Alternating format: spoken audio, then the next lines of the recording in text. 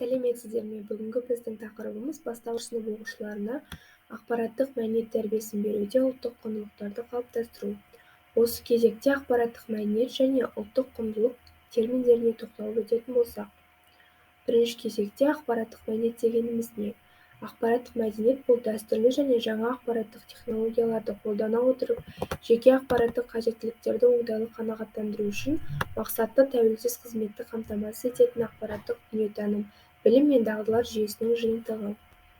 Ал ұлттық құндылықтар дегеніміз әрбір ұлттың болмысында ғасырлар бойы атадан балаға мирас болып келе жатқан адамгершілік қағидаттары, ғасырдан ғасырға жеткен халықтың қазынасы, тілі, ділі, салт-дәстүрі, әдебиеті мен өнері, ұлтымыздың рухани байлығы.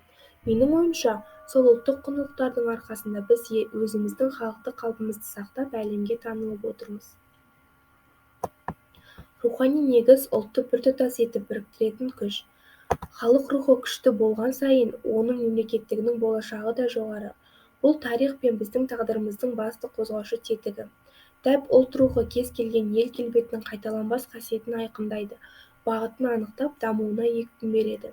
Біздің ұлттық рухымызды көтеру үшін дәстүрлер мен патриотизм рухы, жаңару, жарысу және жеңіске жету рухы, дәстүрлі құндылықтарға сүйену, яғни тіл, мәдениетке құрмет, имандылық, отбасы, ұрпақтар байланысы, патриотизм және төзімділік.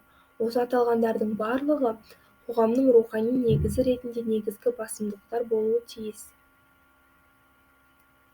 Білім берудің жаңа моделіне өту жағдайында және тәрбиенің білім беру үдерісіндегі рөлінің өсуіне байланысты тәрбие мазмұнын қайта бағдарлау даму заңдылығы болып табылады.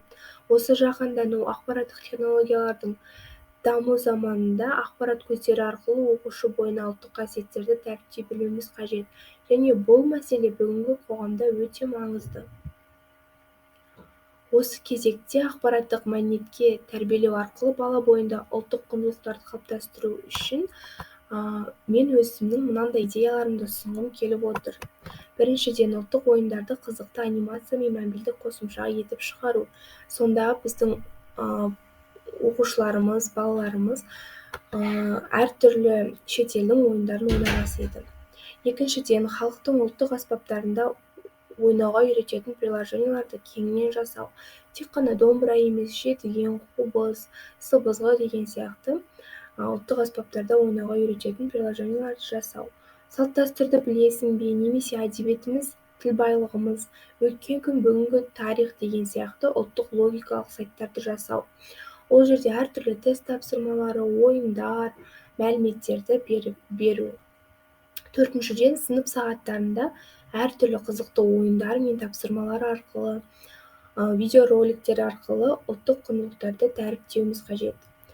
Міне осы идеяларды орындайтын болсақ, менің ойымша, біздің оқушыларымыздың бойында ұлттық құндылықтар жақсы қалыптасады.